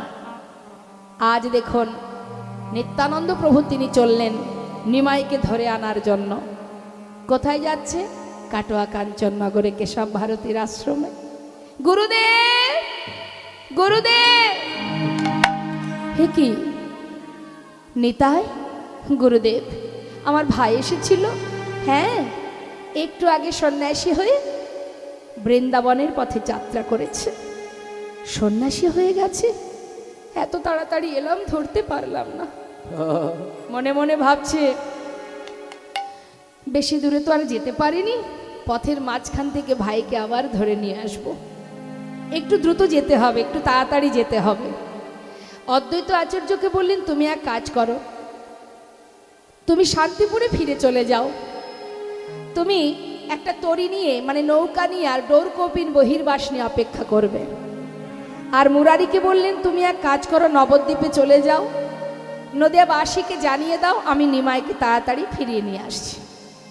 দুইজনকে দুই দিকে পাঠিয়ে দিয়েছে মা, আর এদিকে নিতাই চাঁদ ছুটছে ভাইকে ধরবে বলে। আর গৌর সুন্দর সন্ন্যাসী হয়ে নাম প্রচারের জন্য, জীবের কল্যাণের জন্য তিনি সন্ন্যাসী রূপ ধারণ করে মুখে নিজে কৃষ্ণ হয়ে কৃষ্ণ কৃষ্ণ গাইতে গাইতে পথ ধরে যাচ্ছে শ্রীকৃষ্ণ চৈতন্য মহাপ্রভু হয়ে। কই কৃষ্ণ বলতে বলতে যাচ্ছে, আপনি আচরি ধর্ম জীবকে শেখায়। কোথায় কৃষ্ণ, কোথায় প্রাণ বধুয়া? কোথায় কৃষ্ণ, কোথায় কৃষ্ণ, কোথায় প্রাণ বধুয়া? আমি ডাকি গো তোমারে এ জনম আমি ডাকি গো তোমারে এ জনম ধরে, ডাকি গো তোমারে এ জনম ভরে, তবু না পাই দেখা তোমারে। কোথায় কৃষ্ণ, কোথায় কৃষ্ণ, কোথায় প্রাণ বধুয়া? কৃষ্ণ কোথায়, কৃষ্ণ কোথায় প্রাণ বধুয়া? কই কৃষ্ণ কোথায়, কৃষ্ণ কোথায় কৃষ্ণ, পথে যাচ্ছে মা কৃষ্ণ কৃষ্ণ বলতে বলতে। তা তিনি কাটোয়া কাঞ্চননগর থেকে যাচ্ছে কোথায়? বৃন্দাবনে। যাবার পথে পড়ল কোথায়? না বীরভূম জেলা রাঢ় দেশ।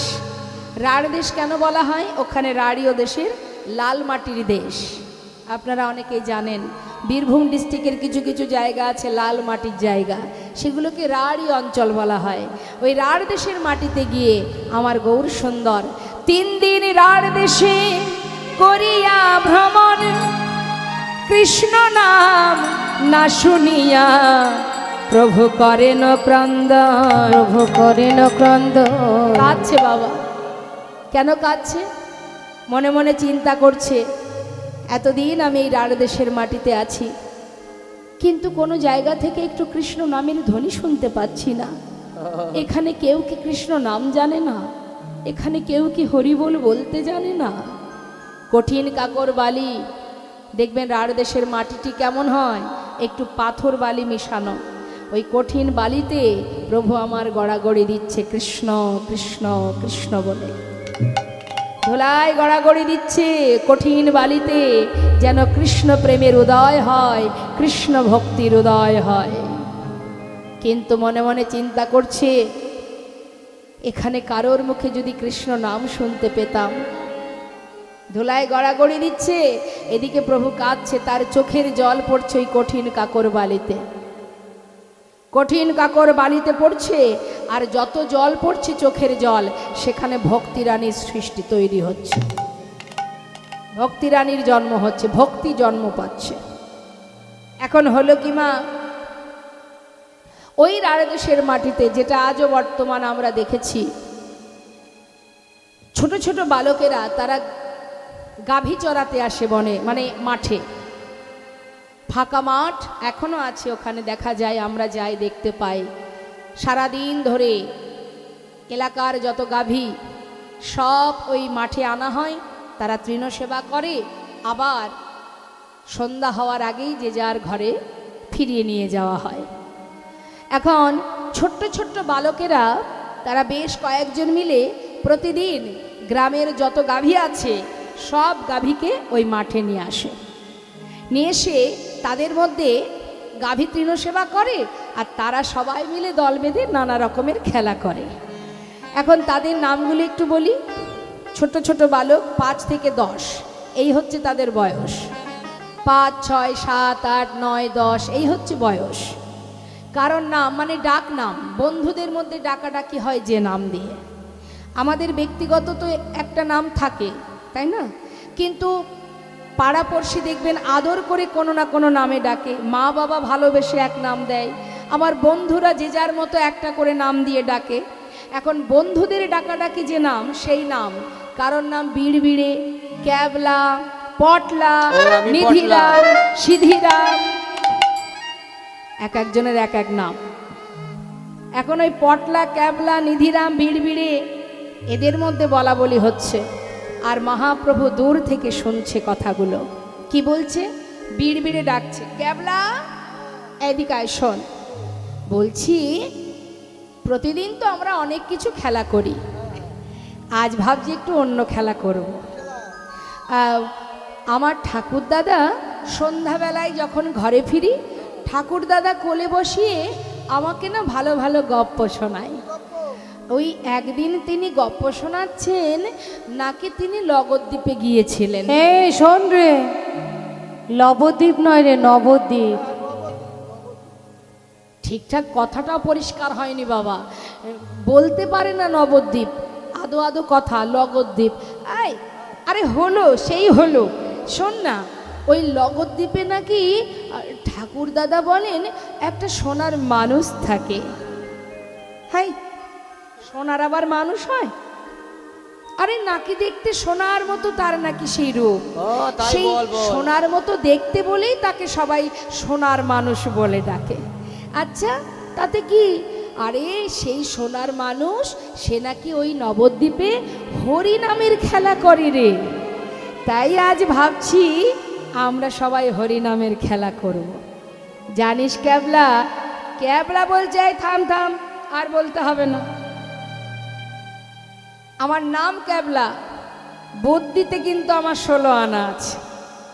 শোন, হরিনামের খেলা যারা করে তাদের কাছে খোল থাকে, করতাল থাকে। আমরা তো মাঠে এসেছি, আমাদের কাছে খোল করতাল কোথায়? হ্যাঁ, বললেই খেলা হবে? বিড় বিড়ে বলছে, ক্যাবলা সত্যি তুই বুদ্ধিতে ক্যাবলা, কথাটা শেষ করতে দে, তারপরে তো বলবি। শোন, ঠাকুর দাদা বলেছে খোল করতাল নাকি আলাদা করে লাগে না হরিনামের খেলা করতে গেলে, তাই নাকি? হ্যাঁ রে, তিনি বলেছেন সবার কাছে নাকি খোল করতাল থাকে। এ আবার কি করে হয়? কই দেখা দেখি খোল করতাল কোথায় আছে। শোন, আমাদের দুটি হাত, এই হাতের কি নাম? কি নাম মা? কর। করকে একত্রিত করলে কি হয়? একটা তালের সৃষ্টি হয়, করযুক্ত তাল, এই হলো করতাল। হ্যাঁ, বিড়বিড়ের, আহা হ্যাঁ, বিড়বিড়ের কথা শুনে আরে ক্যাবলা, শোন শোন, করতাল হলো, তা খোলটা কোথায়? সেও আছে। শোন, ওই যে মায়েরাই বলুন না, আমার খোল কোথায় আছে আমাদের কাছে? কোথায় খোল?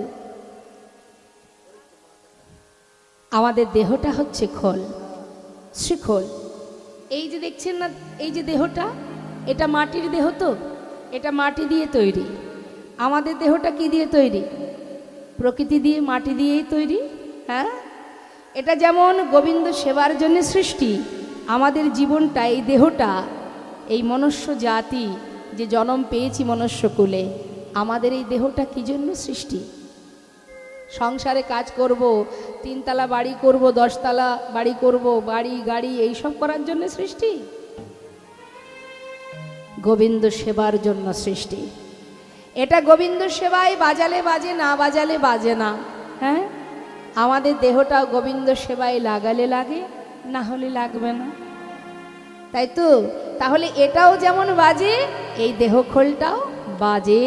তাহলে কি করে বাজাবো রে? শোন শোন, আমার ঠাকুর দাদা বলেছে এই যে দেহটা, এটা একটা খোল। বাজে খোল, বাজে খোল, বাজে খোল, বাজে খোল, বাজে খোল, বাজে খোল, বাজে খোল, বাজে খোল, হরি নামে কৃষ্ণ নামে বাজে খোল, বাজে এই না খোল। হরি নামে আর কৃষ্ণ নামে বাজে খোল, বাজে খোল। দেহে প্রাণ আছে যতক্ষণ বাজে খোল, বাজে খোল। দেহে প্রাণ আছে যতক্ষণ বাজে খোল, বাজে খোল। এই যে দেহে যত সময় প্রাণ আছে দেহ খোল বাজে, কিন্তু জানিস ক্যাবলা, এই খোল আবার বাজে হয়ে যায়। এই দেহ খোল বাজে হয়, বাজে মানে খারাপ হয়। এই বাজেটা খারাপ, তো কি করে খারাপ হয়? শোন, বাজে খোল, বাজে খোল, বাজে খোল, বাজে খোল, হ্যাঁ, বাজে খোল, বাজে খোল। বাজে খোল, বাজে খোল। দেহের প্রাণ পাখি উড়ে গেলে হয় বাজে খোল, বাজে খোল। প্রাণী পাখি উড়ে গেলে হয় বাজে খোল, বাজে খোল। দেহের প্রাণ পাখি উড়ে গেলে কাজের নয়, কাজের নয়। প্রাণ পাখি উড়ে গেলে হয়, কাজের নয়, কাজের নয়। প্রাণ পাখি উড়ে গেলে হয় বাজে খোল, বাজে খোল। বাজে খোল, বাজে খোল। তাহলে খোল আছে, করতালও আছে, আছে তোমার সবার কাছে। আজকের দিনে মহাপ্রভু দূরে বসে বসে শুনছেন বালকের কথা, আর আজ ছোট ছোট বালকরা হরিনাম করছে। আজ আমরা সবাই মিলে একসঙ্গে হরিনাম গাইব। কেমন?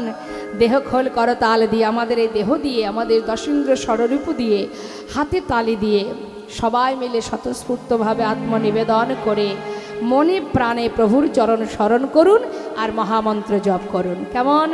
এই কিন্তু একটা সুযোগ পেয়েছেন সাধুর বাজারে বসে হরিনাম করার।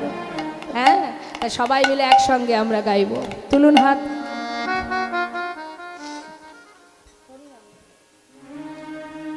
সবাই মিলে গাইবেন, আমিও গাইব, আপনারাও গাইবেন। আমার শেষ হলে আপনারা গাইবেন। তুলুন হাত, প্রত্যেকে হাত তুলতে হবে। এই সময়টাকে অবহেলা করবেন না। হ্যাঁ, সবাই আপন আপন ইষ্টদেবকে স্মরণ করে নাম করুন। হাত তুলে প্রত্যেকে গাইবেন।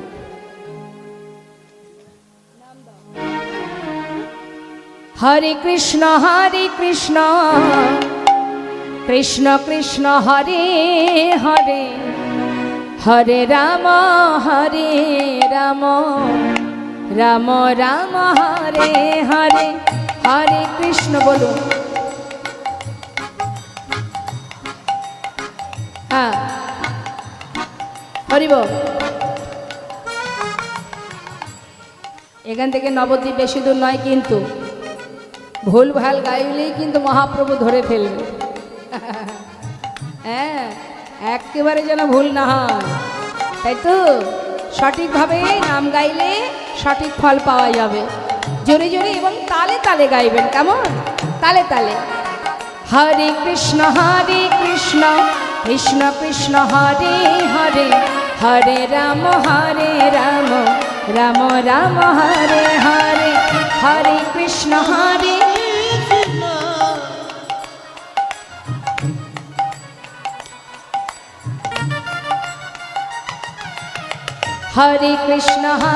কৃষ্ণ কৃষ্ণ কৃষ্ণ হরে হরে, হরে রাম রাম রাম হরে হরে, হরে কৃষ্ণ কৃষ্ণ।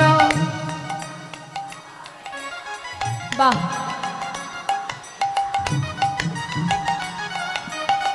হরে কৃষ্ণ কৃষ্ণ কৃষ্ণ হরে হরে, হরে রাম রাম রাম হরে হরে,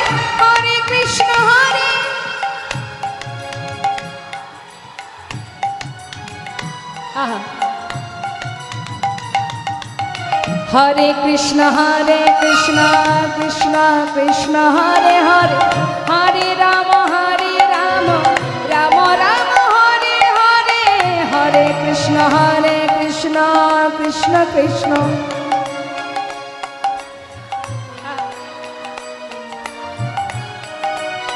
হরে কৃষ্ণ কৃষ্ণ কৃষ্ণ হরে হরে, হরে রাম রাম রাম হরে বলো হরে কৃষ্ণ কৃষ্ণ হৃদয় গৌর হরি বল, হরি বল। হরে রাম রাম রাম হরে হরে, হরে কৃষ্ণ কৃষ্ণ কৃষ্ণ হরে হরে, হরে রাম রাম রাম হরে হরে। বলো হরে কৃষ্ণ কৃষ্ণ কৃষ্ণ হরে হরে, হরে রাম রাম হরে হরে হরে হরে। ছোট ছোট বালকেরা দল বেঁধে সবাই ঘুরে ঘুরে মনের আনন্দে ওই নিমায়ের সেই নবদ্বীপের নিমায়ের সেই মধুমাকা হরিনাম গাইছে মা। আর গৌর হরি দূর থেকে সেই হরিনাম শ্রবণ করে তিনি আর স্থির থাকতে পারলেন না। আর যে প্রভুর চোখের জলে ওই রার দেশের মাটিতে ভক্তি রানীর জন্ম হলো, সে থাকবে কোথায়? ওই ছোট্ট ছোট্ট শিশুদের হৃদয়, এতটাই পবিত্র হৃদয়, যে হৃদয় মাঝে তাদের হৃদয় প্রবেশ করেছে ভক্তি রানী। গোপ বালকের মুখে শুনিয়া কৃষ্ণ নাম, তথায় আসিয়া প্রভু করেন বিশ্রাম। এখন মা গৌর হরির সেই অপরূপ রূপ, তপ্ত কাঞ্চনের ন্যায় সেই অঙ্গের জ্যোতি, সেই রূপের মানুষ তো তারা কোনোদিন চোখে দেখেনি। ছোট ছোট বালকেরা সবাই প্রভুর সেই রূপ দর্শন করে, প্রভু যখন তাদের মাঝখানে এসে দাঁড়িয়েছে, প্রভুকে দর্শন করে তারা থরথর করে কাঁপছে। সবাই সবাইকে জড়িয়ে ধরে বলছে, বন্ধু দেখ দেখ, এই মানুষটা হরিনাম শুনবার জন্য আমাদের কাছে এসে বসেছে। হ্যারি দেখ, দেখলে যেন মনে হচ্ছে তার দেহ থেকে আগুন বাহির হচ্ছে, এমন মানুষ তো আগে কখনো দেখিনি। আর একজন বলছে, আরে বাবা দেখছিস না কত ভালো মানুষ, আমাদের কাছে এসে আমাদের মুখে হাত দিয়ে আদর করছে, চুম্বন করছে, আমাদের কোনো ক্ষতি সে করবে না, নিশ্চয়ই ভালোই হবে।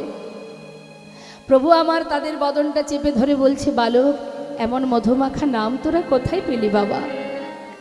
কত সুন্দর, কত মধুর। জানিস এই নাম শোনার জন্যই যে আমি বড় আশা করেছি, বসে আছি এখানে, শোনা না, আর একটু নাম শোনা। প্রভু আমার বসে আছে মা। এখান থেকে আমাদের একটুখানি বুঝতে হবে, অনুভব করতে হবে, লীলা শুধুমাত্র শ্রবণের জন্য নয়, এখান থেকে আমাদের চেতনা চৈতন্য তৈরি করতে হবে। করুণাময় গৌর সুন্দর, যোগী যারে যোগে পায় না, মনি যারে ধ্যানে পায় না।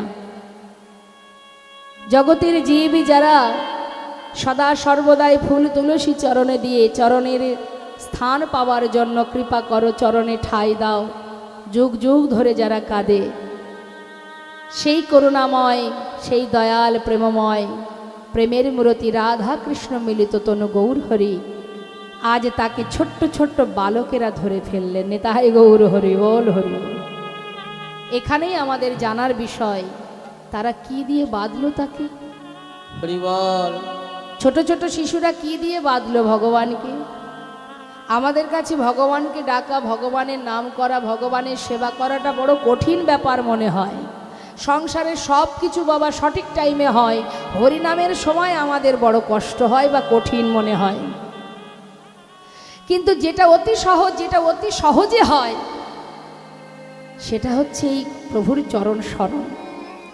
ছোট্ট ছোট্ট শিশু যাদের মধ্যে নেই হিংসা, না আছে লোভ, না আছে চাওয়া পাওয়া, না আছে লালসা, কামনা, বাসনা, আছে বাচ্চাদের মনে এসব থাকে মা? পবিত্র হৃদয়, শুদ্ধ হৃদয়, যে শুদ্ধ হৃদয় দিয়ে শুদ্ধ চিত্তে যে কিনা সেই কৃষ্ণ কথা, হরি কথা, হরি নামামৃত আস্বাদন করছে, গাইছে। শাস্ত্রে বললেন নাম করলে জীবকে যমপুরীতে যেতে হয় না, নরক বাস করতে হয় না। তাহলে ছোট্ট ছোট্ট শিশু তারা কিন্তু হৃদয় দিয়ে স্বতঃস্ফূর্তভাবে তারা দেহ মন প্রাণ দিয়ে সবাই খেলার ছলে হরিনাম করছে। যদি আপনারা বলেন তারা তো শিশু, তারা বোঝে না, তারা খেলার ছলে হরিনাম গাইছে, এতে আর কি পুণ্য হয়, পুণ্য লাভ হয়? হয়। কারণ ভগবান বললেন হেলায় বা শ্রদ্ধায় যে বা নাম লয়, ক্রমে ক্রমে কৃষ্ণ ভক্তির হয় উপজয়। কৃষ্ণ গালি দিতে কেউ যদি না করে কৃষ্ণ নাম উচ্চারণ, সেই নাম হয় তার মুক্তিরও কারণ। কাউকে ব্যঙ্গ করতেও যদি মুখে কৃষ্ণ নাম হরিনাম করা যায় মা, তাতেও তার উপকার, তাতেও তার মুক্তি। কাউকে গালি দিতে, অনেকে গালি দেয় না, হ্যাঁ, হরে কৃষ্ণ, সাধুদের দেখলে ব্যঙ্গ, হরে কৃষ্ণ। যে জীবনে কখনো কৃষ্ণ নাম করে না, সে যদি সাধুকে দেখেও মুখে কৃষ্ণ নাম উচ্চারণ করে, সেটা দিনে দিনে তারই মঙ্গলের কারণ হয়ে দাঁড়ায়। নামের এমনই মহিমা, যেভাবেই বলো না কেন। লক্ষ্যহীরা তার উদ্দেশ্য ছিল হরিদাসকে ভণ্ড বলে প্রমাণ করবে বলে, কিন্তু ভণ্ড বলে প্রমাণ করতে এসে ইচ্ছাই হোক অনিচ্ছাই হোক ঠাকুর হরিদাসের নাম তো কানে ঢুকছিল। উদ্দেশ্য ছিল তাকে ভণ্ড বলে প্রমাণিত করে সেই জায়গাটা দখল করা, কিন্তু হলো কি? নামের এমনই মহিমা, শুনলেও মঙ্গল, বললেও মঙ্গল। শুনতে শুনতে এমন অবস্থা হলো, নিজেই কখন ঠাকুর হরিদাসের চরণ শরণ নিয়ে নিলেন। তাই মা, নাম তুমি যেভাবে করো না কেন, শুনলেও কৃপা লাভ, বললেও কৃপা লাভ। ছোট ছোট শিশু তারা হরিনাম গাইছে, তারা কিচ্ছু বোঝে না, মনে প্রাণে কৃষ্ণ নাম হরিনামের খেলা খেলছে, আর মুখে হরিনাম শ্রবণ করে বদনে নাম শুনে প্রভু আমার মাঝখানে ধরা পড়েছে। তাই তো শাস্ত্রে বলছে, কেবল ভক্তি ডরে তারে যাই গো বাধা, কেবল ভক্তি ডরে তাকে যায় গো বাধা, কেবল ভক্তি ডরে তারে যাই গো বাধা, কেবল ভক্তি ডরে তাকে যাই গো বাধা, অগ সহজে সর হৃদয় দিয়ে, কেবল ভক্তি ডরে তারে যাই গো বাধা, ওই না সহজ সর, ওই দেখো নিতাই গৌর হরি কেবল বল। ভক্তি দূরে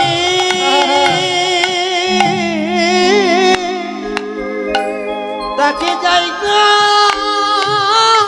বাধা, কোন ধন ঐশ্বর্য ধন ঐশ্বর্য নানা লাগে না গো, শুধু ভক্তি ডরে যাই গো বাধা। কোন ধনই সহ্য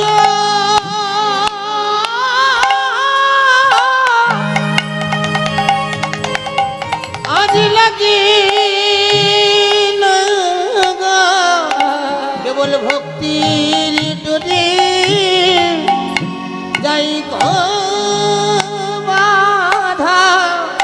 নানা ধন ঐশ্বর্য